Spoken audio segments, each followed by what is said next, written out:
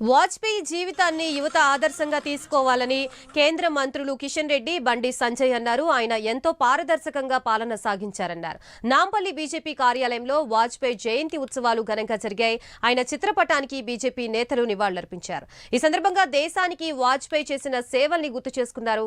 అంబేద్కర్ ని అడుగడుగునా కాంగ్రెస్ మోసం చేస్తూ వచ్చిందని నేతలు మండిపడ్డారు. 70mm సినిమాలు, గ్రాఫిక్ సినిమాలు చూపెట్టి ఏ విధంగా ప్రజలు మభ్యపెడుతారో ఇలా తెలంగాణ సమాజం అర్థం చేసుకోవాలి. ఇవాళ రాష్ట్ర వ్యాప్తంగా, దేశవ్యాప్తంగా కాంగ్రెస్ పార్టీ యొక్క ఆలోచన విధానం మనం అర్థం చేసుకోవాల్సిన అవసరం ఉంది. ఇలా బాబాసాహెబ్ అంబేద్కర్ ను స్ఫూర్తిగా తీసుకొని ముందుకు సాగుతున్న పార్టీ భారతీయ జనతా పార్టీ. కానీ దానికి భిన్నంగా ఈ రోజు అబద్ధాలు ఆడుతూ, లేనిపోని అబద్ధాలు సృష్టిస్తూ, అబద్ధాలు ప్రచారం చేయడంలో ఆస్కార్ కంటే పెద్దవాడు ఉంటే ఇవ్వాల్సింది కాంగ్రెస్ పార్టీకి. అడుగడుగునా బాబాసాహెబ్ అంబేద్కర్ అవమానించింది కాంగ్రెస్ పార్టీ. బాబాసాహెబ్ అంబేద్కర్ స్ఫూర్తిగా తీసుకొని ముందుకు సాగేది నరేంద్ర మోడీ గారి ప్రభుత్వం.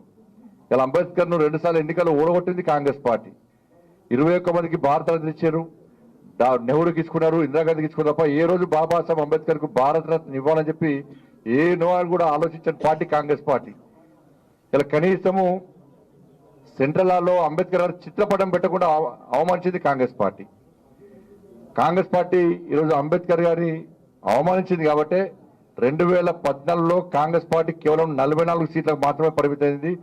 దళిత జాతి, ఎస్సీ, ఎస్టీ, బీసీ వర్గాలు ఇవి కూడా కాంగ్రెస్ పార్టీకి మద్దతు తెలకపోవడం వల్లనే 2014లో కాంగ్రెస్ పార్టీ 44 సీట్ల పరిమితమైంది. 2019లో కాంగ్రెస్ పార్టీ 52 సీట్ల పరిమితమైంది. ఇవాళ మొన్న 99 సీట్ల మాత్రమే పరిమితమైంది.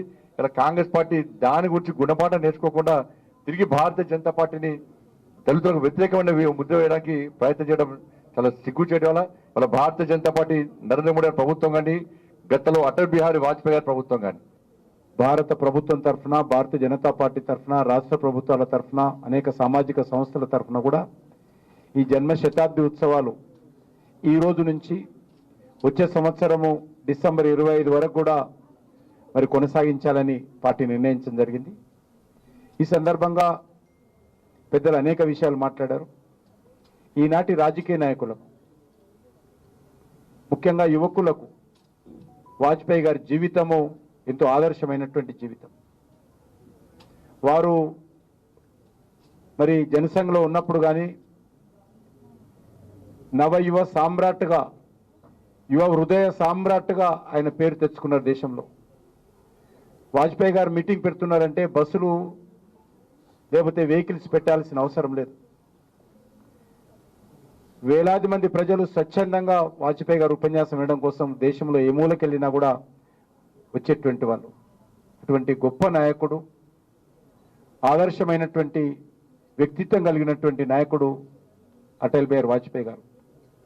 మనకు తెలుసు, వాజ్పేయి గారు అందించినటువంటి మనకైతే రాజకీయ వారసత్వం ఉందో ఆ వారసత్వాన్ని ఎత్తి పెట్టుకొని వారు మరి భారతీయ జనతా పార్టీని, 2 ఎంపీలు ఉన్న పార్టీని ఒక అతిపెద్ద పార్టీగానే కొనసాగడమే కాకుండా ఇవాళ ప్రపంచంలోనే అతిపెద్ద పార్టీగా మారడం, 3 పర్యాయాలు నరేంద్ర మోడీ గారి నాయకత్వంలో అధికారులకు రావడం ఇది ఒక చరిత్ర. ఈ దేశంలో అది మోదీ గారికే సాధ్యమైంది, అది వాజ్పేయి గారికి కూడా మరి ఏ రకంగా సాధ్యమైందో. కాబట్టి మనము ఇవాళ నరేంద్ర మోడీ గారు వారు ఆశిస్తూ ఉన్నారు 1 లక్ష మంది యువత రాజకీయాలకు రావాలి కొత్తగా.